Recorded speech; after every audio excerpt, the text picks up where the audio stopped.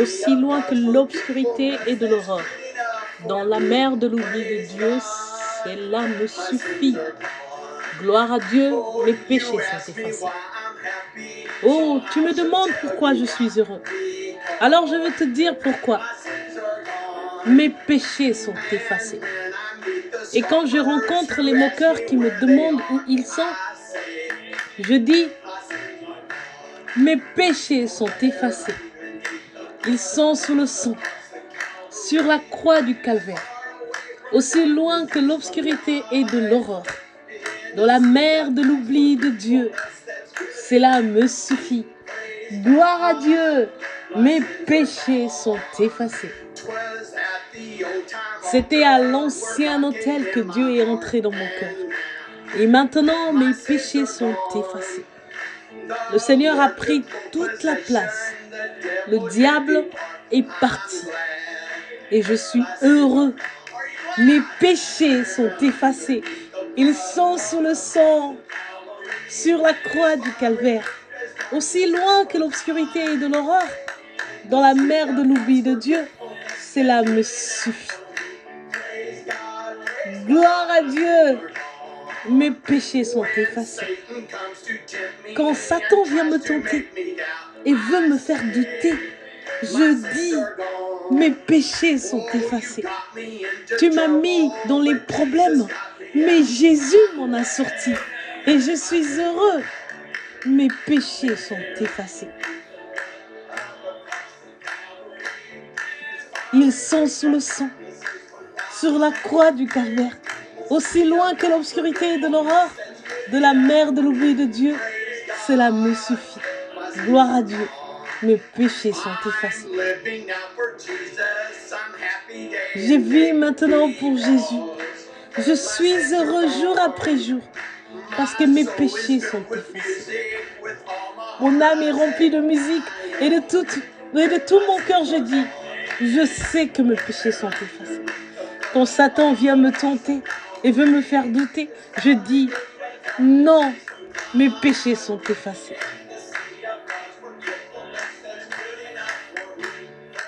Ils sont sous le sang, sur la croix du calvaire, aussi loin que l'obscurité et de l'horreur, dans la mer de l'oubli de Dieu. Cela me suffit. Gloire à Dieu, mes péchés sont effacés. Amen. Ils sont dans la mer de l'oubli. Gloire à Dieu. Ils sont sous le sang, sur la croix du calvaire, aussi loin que l'obscurité et de l'horreur, dans la mer de l'oubli de Dieu. Cela me suffit. Gloire à Dieu, mes péchés sont effacés. Quand Satan vient me tenter et veut me faire douter, je dis, non, mes péchés sont effacés. Tu m'as causé du tort, mais Jésus m'a libéré. Je sais que mes péchés sont effacés. Ce n'est pas merveilleux? Ils sont sous le sang, sur la croix du calvaire, aussi loin que l'obscurité et de l'horreur, dans la mer de l'oubli de Dieu. Cela me suffit. Gloire à Dieu.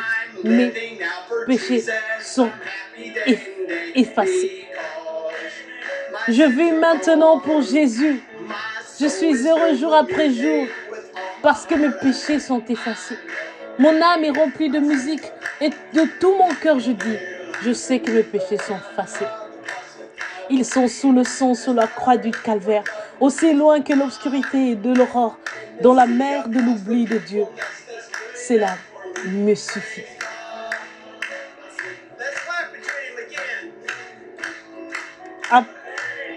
Acclamons le Seigneur, acclamons encore une fois.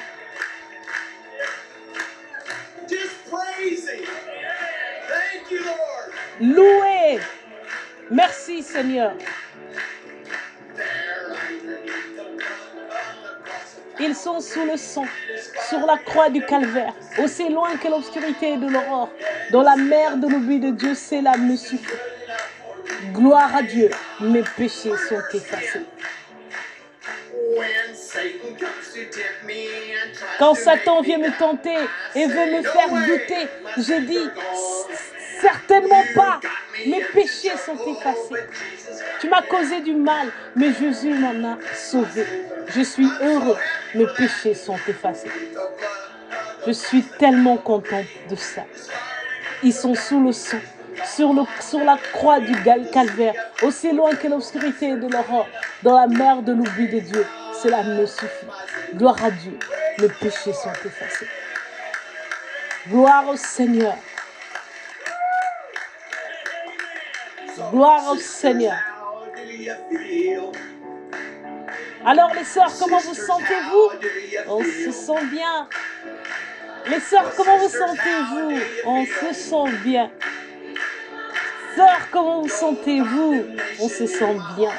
Il n'y a aucune condamnation dans mon cœur. Frères, comment vous sentez-vous? On se sent bien. Frères, comment vous sentez-vous? Je me sens bien. Frères, comment vous sentez-vous? Je me sens bien. Il n'y a aucune condamnation dans mon cœur. Il n'y a donc maintenant plus de condamnation. Il n'y a donc maintenant plus de condamnation. Il n'y a donc maintenant plus de condamnation. Aucune condamnation dans mon cœur. Il n'y a donc maintenant plus de condamnation. Il n'y a donc maintenant plus de condamnation. Il n'y a donc maintenant plus de condamnation. Aucune condamnation dans mon cœur.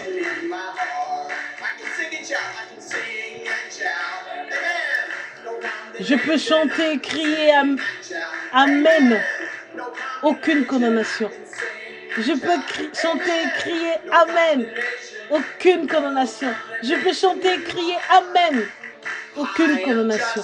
Aucune condamnation dans mon cœur. Je suis justifié. Amen. Aucune condamnation. Je suis justifié. Amen. Aucune condamnation.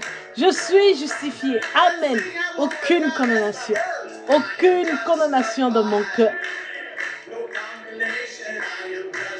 Je suis justifié. C'est mon verset. Je suis justifié. Amen. Aucune condamnation. Je suis justifié. Amen. Aucune condamnation.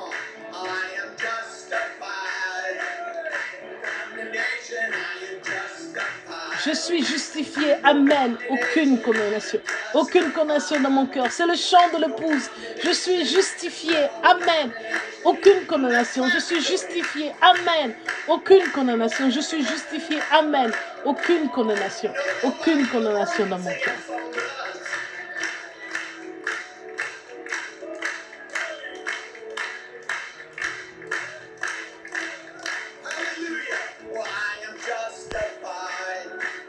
Je suis justifié. Amen. Aucune condamnation. Je suis justifié. Amen. Aucune condamnation. Je suis justifié. Amen. Aucune condamnation. Aucune condamnation dans mon cœur. Amen. Loué soit le Seigneur. Que Dieu vous bénisse. Depuis Jeffersonville, nous sommes le samedi 14 juin 2025. Quel moment merveilleux pour l'épouse invisible, mais unie de Jésus-Christ, connectée par téléphone dans le monde entier. Sans peur, sans confusion. Plaçons toujours la parole en premier et fortifiée par 1206 prédications sur bande du grand prophète Élie de Malachie 4.5. Frère William Branham a été plus vindiqué que tout autre prophète depuis Enoch. Il n'a aucun égal. Gloire au Seigneur. Voici maintenant la lettre Les Aigles qui se rassemblent depuis le bureau de mon ami et serviteur de Dieu, frère Joseph Branham.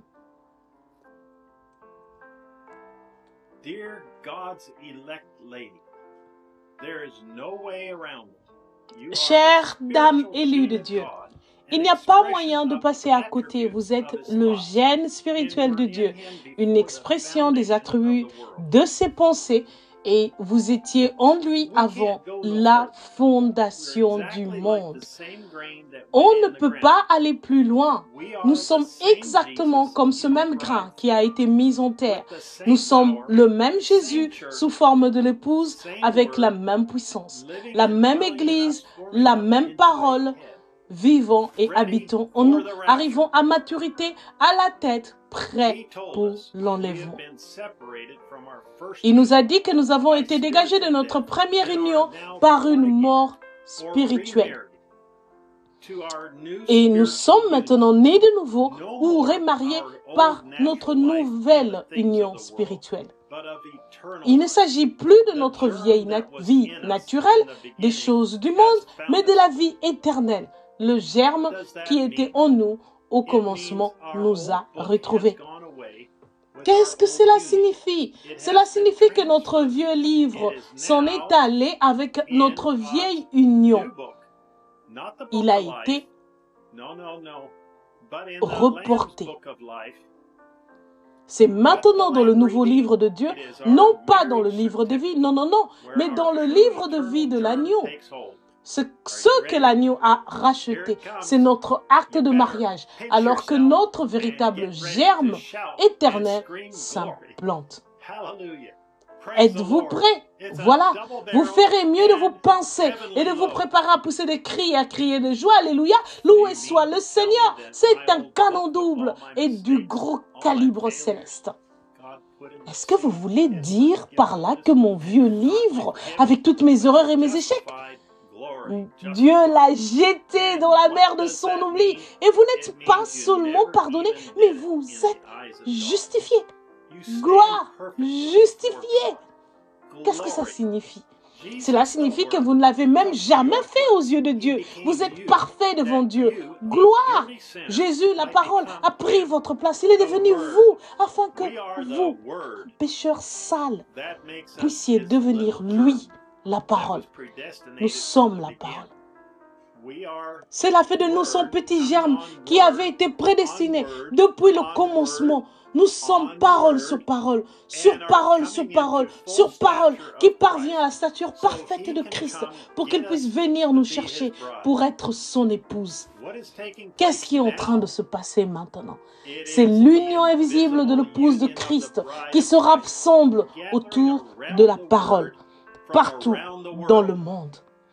C'est diffusé d'un bout à l'autre du pays. Maintenant à New York, il est 23h25. Tout là-bas à Philadelphie et dans cette région, les saints bien-aimés de là-bas sont à l'écoute dans les églises un peu partout. Tout là-bas au sud, près du Mexique. Tout là-bas au Canada et un peu partout à travers le pays. Presque tous les 200 000, les 200 miles, 300 km. Partout à l'intérieur du continent nord-américain, il y a des gens qui sont là à l'écoute en ce moment, des milliers de milliers à l'écoute. C'est mon message pour vous. L'Église, vous qui formez une union spirituelle par la parole. Il a dit que c'était une union spirituelle de Christ avec son Église. Et cela est en train de se produire maintenant même. La chair devient parole et la parole devient chair. Nous sommes manifestés et confirmés exactement ce que la Bible a annoncé pour aujourd'hui. Et c'est ce qui arrive maintenant, jour après jour, en chacun de nous. Dieu aura une église vertueuse, sa véritable fidèle épouse parole. Nous sommes la dame lue de notre Seigneur Jésus-Christ. Monsieur, quelle est-il? Donc, en ces derniers jours, nous avons reçu la révélation par laquelle le message du Seigneur Dieu rassemblera son épouse. Ce qui n'avait été promis à aucun autre âge. Cela a été promis à cet âge-ci. Malachie 4, Luc 17, 30, Jean 14, 12, Joël 2, 38. Ces promesses correspondent parfaitement comme Jean-Baptiste s'était identifié dans l'Écriture. Qui accomplit ces Écritures? Son puissant septième ange, William Marion Branham. Il a toujours fait en suivant le modèle. Il l'a fait chaque fois en suivant le modèle. Il le fait de nouveau dans notre jour. Par son prophète, dans les derniers jours, il rassemble et appelle son épouse vertueuse à sortir. Quel moment merveilleux que celui qui est en train de vivre l'épouse. Chaque rassemblement est de plus en plus grand et de plus en plus doux. Il n'y a jamais eu un temps comme celui-ci. Tous les doutes ont disparu. Venez vous joindre à nous alors que nous écoutons la parole promise pour notre jour. Parlez et nous dire qui nous sommes et ce qui est en train de se produire dans notre jour. L'union invisible de l'épouse de Christ prêché le 25 novembre 1965. Frère Joseph Branham. Les passages des Écritures, Matthieu 24, 24, Luc 17, 30, Luc 23, 27 à 31, Jean 14, verset 12, Actes 2, 38, Romains 5, 1, Romains chapitre 7, verset 1 à 6, 2 Timothée chapitre 2, verset 14, 1 Jean chapitre 2, verset 15, Genèse chapitre 14, verset 16 à 17, Genèse chapitre 25 et 26, Daniel chapitre 5, verset 12, Joël chapitre 2, verset 28 et enfin Malachie 4. Jusqu'à la prochaine fois, que Dieu vous bénisse et shalom. Genesis chapter 25 and chapters 26. Daniel chapter 5 verse 12. Joel chapter 2 verse 28. And Malachi chapter 4. Until next time, God bless you and shalom.